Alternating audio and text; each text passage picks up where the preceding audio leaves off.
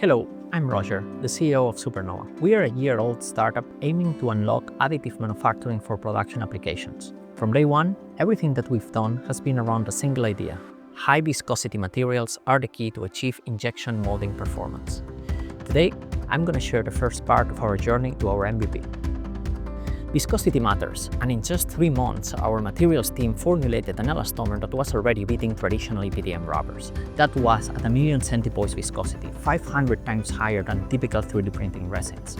Of course, our initial VLM machine couldn't process it, so we had to redesign it from scratch. Think about it as VLM 2.0. Same principles as the original VLM, but we re-engineered every subsystem of the machine to ensure the best processability for those viscosity ranges. We didn't reuse a single component of the original design. When we started, we didn't even know if those materials were possible. VLM was just a proof of concept, and with this machine, we demonstrated that by increasing the viscosity by 10x, we would get more properties. Only that they were not enough. But what if VLM was not necessary at all? Many companies are trying to process higher viscosities by heating DLP or masked SLA printers.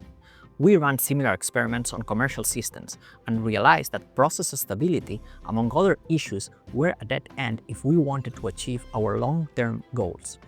We needed more properties, and the only path forward was to continue pushing for VLM and for much higher viscosity levels. Late 2024, we already had enough early results to know we would end up hitting core targets. We made a beautiful marketing release at Vortex, showing the concept of our value proposition and started working with beta customers to qualify our technology for their production applications, kicking off our journey of manufacturing real parts. Behind the scenes, there has been lots of ups and downs. As we are operating in the frontier of knowledge, many things need to fail before making any differential progress. But most importantly, it has been the immeasurable talent and effort of every single person in the company which made it possible to reach our MVP. Today, we are not doing another fancy MarTech release, but showing, without any filter, what we've been doing. Let me introduce you with Dr. Robert Gall. Welcome to our lab. Here's where we run our VLM engineering program. Last year when we started, we knew that we'd need to make many iterations to reach the right process. So we created an extremely modular machine to facilitate that. We built these 3 units of the first generation machine in September last year, and since then they've had 7 hardware upgrades. So they're called Gen 1 SN7s. Currently, we're printing our Shaw 55 and Shaw 70 rubbers on these machines, and we're printing characterization pieces such as dog bones, tear strength, and compression set, among other test parts as well. We realized some elements of the machine's architecture wouldn't allow us to make certain necessary changes in the lamination subsystem. So we had to design a second generation machine. These have had also multiple iterations, and currently we're on Gen 2 SN5. So these new Gen 2 printers are dedicated to our customers. They are currently printing connectors, gaskets, grommets, and other industrial parts.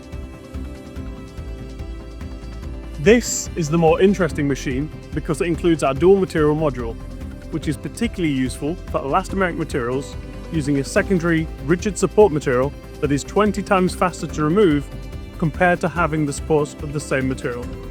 Also, this helps improve consistency.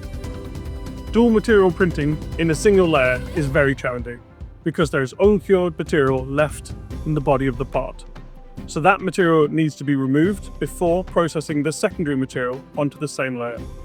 Otherwise, the first material that will come in contact with the set material on the film and ultimately contaminate all the fresh material in the feeder after being recovered. We're using a set of spatulas to clean the part and then a secondary cleaning station for those spatulas. That was hell of a year. So, where do we stand now? Obviously, our products are not ready to be sold, but that wasn't our goal so far. Instead, we wanted to reach an MVP of our underlying technology, VLM, which we achieved with the latest version of our Gen 2 machines. While we will continue working with our beta customers to optimize the process and the materials, we are now entering a new phase, industrializing VLM into commercial products that we expect to be shipping next year. Coming soon, we'll publish a similar piece of content fully focused on the other part of our journey to the MVP, our materials portfolio. See you soon, and thank you.